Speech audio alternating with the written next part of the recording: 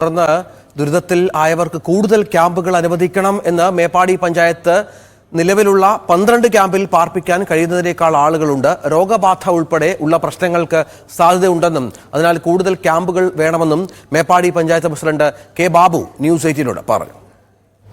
Meppadi panchayat president Shri K ബാബുവാണ് ഇപ്പോൾ നമ്മോടൊപ്പം ചേരുന്നത്. താങ്കളുടെ അടക്കം വാർഡിലാണ് ഇപ്പോൾ ഈ ദുരന്തം ഉണ്ടായിരിക്കുന്നത്. സമാനതകളില്ലാത്ത പ്രതിസന്ധിയാണ്. ഇപ്പോൾ നമ്മൾ നേരിടുന്ന പ്രധാന വെല്ലുവിളികൾ എന്തൊക്കെയാണ്?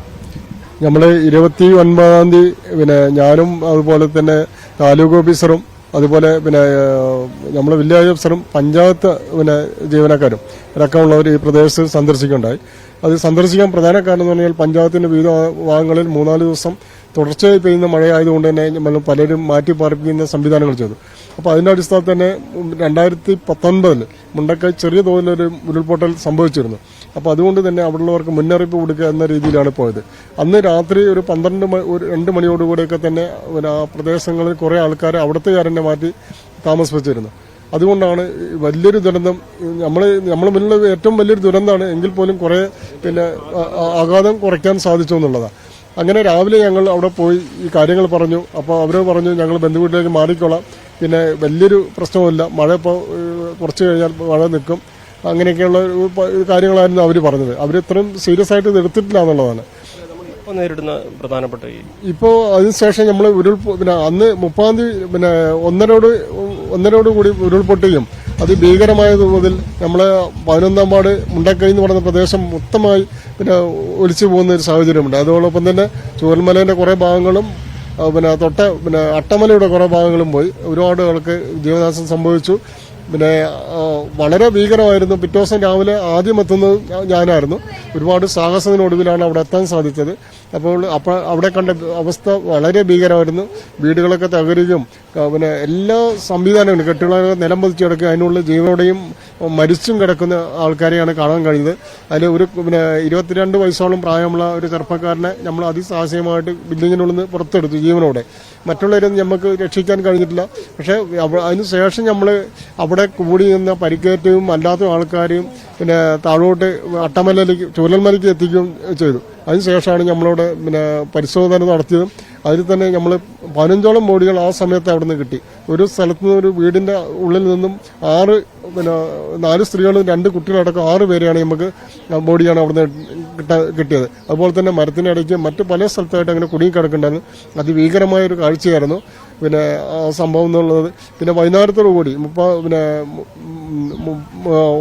പിറ്റേ ദിവസം 30-ാം തീയതി ശേഷം പിറ്റേ ദിവസം മിലിറ്ററി വന്നിട്ട് താൽക്കാലിക പാലങ്ങൾ അവിടെ നിർമ്മിച്ചുകൊണ്ടാണ് അങ്ങോട്ട് കൂടുതൽ രക്ഷാപ്രവർത്തകർക്ക് എത്താനും കൂടുതൽ ബോഡി എടുക്കാനും സാധിച്ചത്. അതുവരെ അവിടെയുള്ള ആൾക്കാർ പുറത്തുനിന്ന് പോയി ഞങ്ങളൊരു 5-6 പേര് മാത്രമേ ഉണ്ടായിരുന്നുള്ളൂ.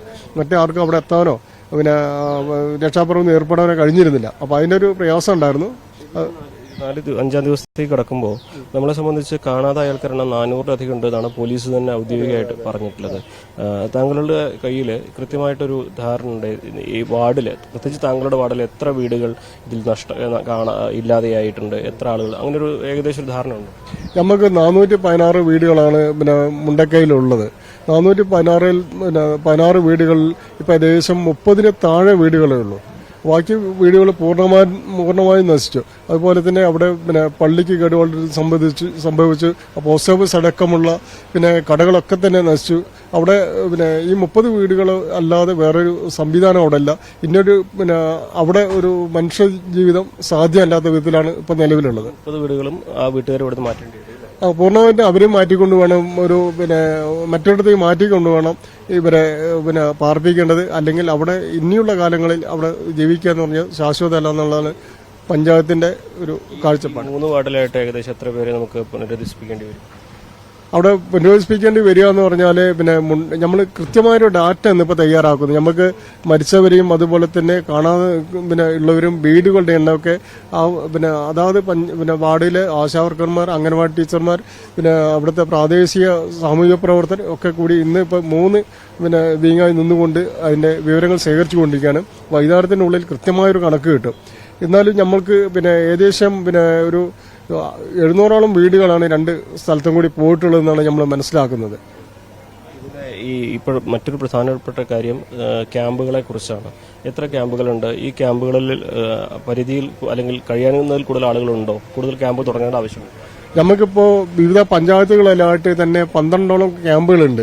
പക്ഷെ ചില ക്യാമ്പുകൾക്ക് തന്നെ അംഗസംഖ്യ കൂടിയതുകൊണ്ട് തന്നെ എന്തെങ്കിലും രോഗങ്ങൾ പിടിപെട്ടാൽ മറ്റുള്ളവർക്കും ആ രോഗങ്ങൾ വരാൻ സാധ്യതയുള്ളതുകൊണ്ട് വീണ്ടും അവരെ കുറച്ച് പേരും കൂടി ഇന്നലെ 90 പേരെ മാറ്റി ഇന്ന് ഒരു 200 പേരോളം മറ്റു ക്യാമ്പുകളിൽ മാറ്റാനുള്ള നടപടി സ്വീകരിച്ചു വരികയാണ്.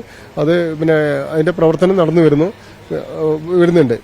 കൂടുതൽ ക്യാമ്പ് തുടങ്ങണം എങ്കിൽ മാത്രമേ ഇവര് കൃത്യമായി നമുക്ക് അവരെ കാര്യങ്ങൾ ഇടപെടാൻ സാധിക്കുകയുള്ളൂ. കാരണം ഭക്ഷണം കിടത്തം മറ്റ് ടോയ്ലറ്റ് സംവിധാനങ്ങളൊക്കെ വളരെ പരിമിതമാണ് സ്കൂളായതുകൊണ്ട് തന്നെ. അപ്പോൾ അത് അത്തരം നല്ല സ്കൂളുകൾ കണ്ടെത്തി അങ്ങോട്ട് ക്യാമ്പുകൾ മാറ്റാനുള്ള നടപടിയാണ് വഴിയിട്ടാണ് മുന്നോട്ട് പോകുന്നത്. പഞ്ചായത്തിന്റെ കയ്യിൽ നിലവിൽ ഈ 3 വാർഡിൽ എത്ര വീടുകൾ ഉണ്ടായിരുന്നു എന്നുള്ള കൃത്യമായ കണക്കുണ്ടായിരുന്നു? കൃത്യമായി കണക്കെന്ന് പറഞ്ഞാൽ ഞാനിപ്പോൾ ഒരു ചെറിയൊരു നമുക്കുള്ള ഒരു ഡാറ്റ ഞാൻ പറയാം. അട്ടമലയിൽ 716 വീടുകളാണ് ഉണ്ടായിരുന്നത്. അവിടുത്തെ ജനസംഖ്യ എന്ന് പറഞ്ഞാൽ 1423 അവിടെ പ്രളയം ബാധിച്ച വീടെന്ന് പറഞ്ഞാൽ 70 പരിക്ക് പറ്റിയ ആളുകളുടെ എണ്ണം 20 മിസ്സിംഗ് 5 പേരാണ്. അതിൽ മരണപ്പെട്ടവർ 9 പേരാണ്. ഇതാണ് നമ്മൾ അങ്ങനെ ഒരു കണക്കാണ്. മുണ്ടക്കയെ സംബന്ധിച്ച് മൊത്തം വീടുകൾ 461 ജനസംഖ്യ 1247 പ്രളയം ബാധിച്ചവരുടെ എണ്ണം 700 പരിക്ക് പറ്റിയിട്ട് 52 പേരാണ്. കാണാത്തത് 150 പേരാണ്. മരണപ്പെട്ടവർ ഇപ്പോൾ 78 എന്ന് പറയുന്നുണ്ടെങ്കിലും അവരെ കുറെ ബോഡികൾ കിട്ടാനുള്ളതും ഇപ്പോൾ കുറെ അത് ഇന്നലത്തേക്ക് ഡാറ്റയാണ്. ഇന്നലെ കിട്ടിയ കണക്കുകളനുസരിച്ച് ഇന്ന് വരികയുള്ളൂ. അപ്പോൾ അതിൽ അവിടെ മരണസംഖ്യ ഇപ്പോൾ 78 പോലും കൂടാനാണ്. ഒരുപാട് പേര് കൂടും. അതുപോലെ തന്നെ ചൂരന്മല ആകെ വീട് 783 പ്രളയം ബാധിച്ചത് 150 വീടുകൾക്കാണ്. അതുപോലെ തന്നെ മരണപ്പെട്ടവർ 88 പരിക്കേറ്റവർ 90 പേരും കാണാതായത് 120 പേരാണ്. മുണ്ടക്കൈ തന്നെയാണ്. പക്ഷെ അവിടുത്തെ മരണസംഖ്യയിൽ ഇത് പറയുന്നുണ്ട്. അതായത് അവിടെയാണെന്നുള്ള ആൾക്കാരായിരിക്കും കുറെ ദൂരങ്ങൾക്കൊക്കെ പോയിട്ടുണ്ടാകുക. അപ്പൊ അതുകൊണ്ടാണ് അങ്ങനെ ഒരു ഇത് കാണിക്കുന്നത്. പക്ഷെ ഇന്ന് വൈകുന്നേരത്തോടെ എല്ലാം ഒരു ക്ലിയർ ആകും, ശരിയായൊരു ഡാറ്റ ഉണ്ടാവും. ഇവരുടെയൊക്കെ സംസ്കാര ചടങ്ങുകളെ കുറിച്ച് ഇപ്പൊ എന്താണ്? സംസ്കാര ചടങ്ങ് നമ്മളിപ്പോ 3 അതായത് ക്രിസ്ത്യൻ, മുസ്ലിം, ഹിന്ദു എന്നീ വിഭാഗങ്ങൾക്ക് ക്രിസ്ത്യൻ വിഭാഗത്തിൽപ്പെട്ടവരെ അതായത് പള്ളികളിൽ തൊട്ടടുത്ത പള്ളികളിലും അതുപോലെ തന്നെ മുസ്ലിം സമുദായത്തിൽ വിശ്വസിക്കുന്നവരെ അവരെ പള്ളി മശാനങ്ങളിലൊക്കെ തന്നെയാണ് മറവ് ചെയ്യുന്നത്. ഹിന്ദു പൊതു മശാനങ്ങൾ നമ്മൾ അന്വേഷിച്ച് വെച്ചിട്ടുണ്ട്. അവിടെ മറവ് ചെയ്യാനുള്ള സജ്ജീകരണം നടത്തുന്നുണ്ട്. അതുപോലെ തന്നെ ബന്ധു വീട്ടുകാരെ അവരെ ബോഡികൾ കൊണ്ടുപോയി മറവ് ചെയ്യുന്നുണ്ട്. നമുക്ക് തിരിച്ചറിയാൻ പറ്റാത്ത ഒരു കാര്യമുണ്ട്. അത് DNA ടെസ്റ്റ് ചെയ്തതിനു ശേഷം പൊതുമശാനങ്ങൾ സംസ്കരിക്കാനുള്ള എല്ലാ തയ്യാറെടുപ്പും നടത്തി കഴിഞ്ഞു. വ്യക്തിപരമായിട്ട് ചോദിക്കുകയാണ്, അങ്ങയുടെ വാർഡാണ് മുണ്ടക്കൈ ഏറ്റവും ദുരന്തപ്പെട്ടത്. അവിടെ അങ്ങയുടെ വേണ്ടപ്പെട്ട ആളുകളാണ് ചുറ്റും ഉണ്ടായിരുന്നത്. എങ്ങനെയായിരുന്നു ആ ഒരു വ്യക്തിപരമായി ഉണ്ടാവുന്ന നഷ്ടം എത്രമാത്രം വലുതാണ്? അവിടെ എന്ന് പറഞ്ഞാൽ വലിയൊരു നഷ്ടമാണ്. കാരണം ഒരുപാട് ഒക്കെ അറിയുന്നവരും നമ്മളെ സുഹൃത്തുക്കളും ഒക്കെ ആയിരുന്നു അവിടെ ഉണ്ടായിരുന്നത്. അതിൽ ഏറ്റവും വിഷമകരമായ ഒരു കാര്യം എന്ന് പറഞ്ഞാൽ അവിടുത്തെ വാർഡ് കൺവീനർ എൻ്റെ ഏറ്റവും പ്രിയപ്പെട്ട ഒരു സുഹൃത്തായിരുന്നു. അദ്ദേഹം രാവിലെ ഇവരെ മാറാൻ പറയുന്നതിന് വേണ്ടി ഞങ്ങളോടൊപ്പം തന്നെ വരികയും എല്ലായിടത്തും പോയി പറയുകയും ചെയ്തു. അങ്ങനെ അദ്ദേഹം തോടും ഞാൻ മാറാൻ പറഞ്ഞു. അദ്ദേഹത്തിന്റെ വീട്ടിൽ കുന്നിന്റെ ചെരുവിലാണ്, അതുകൊണ്ട് തന്നെ മാറണമെന്ന് പറഞ്ഞു. അദ്ദേഹം മാറാമെന്ന് പറഞ്ഞു. അങ്ങനെ 6 മണിക്ക് അദ്ദേഹത്തെ ഞാൻ വിളിച്ചു. മാറിയോന്ന് ചോദിച്ചപ്പോൾ ആ കുന്നിലുള്ള ഞങ്ങളെല്ലാവരും മാറിയെന്ന് പറഞ്ഞു. അങ്ങനെ പിറ്റേ ദിവസം അദ്ദേഹത്തിന്റെ ബോഡിയാണ് കാണുന്നത്. അപ്പോഴാണ് അദ്ദേഹം മരണപ്പെട്ടതായിട്ട് അറിയുന്നത്. അദ്ദേഹം മാറി, പക്ഷെ അയാളെ വീട്ടിൽ നിന്ന് മാറി മോളെ പാടിയിലേക്ക് വന്ന് താമസിച്ചു. ആ പാടി പൂർണ്ണമായും നശിച്ചു. പക്ഷെ അയാളുടെ വീട് ഒഴികെ മറ്റുള്ള വീടുകൾ ആ കുന്നിന്റെ മുകളിൽ നിന്ന് നശിക്കുകയും ചെയ്തു. അത് ഏറ്റവും ഒരു സങ്കടകരമായ ഒരു കാര്യമാണ്. അങ്ങയുടെ വീട് ആ മേഖലയിൽ തന്നെയാണ്? അല്ല, ഞാൻ താമസിക്കുന്നത് ചെമ്പോത്രയാണ്. ചെമ്പോത്രയിൽ നിന്ന് അവിടെ പോയി മത്സരിക്കുകയാണ് ഉണ്ടായത്.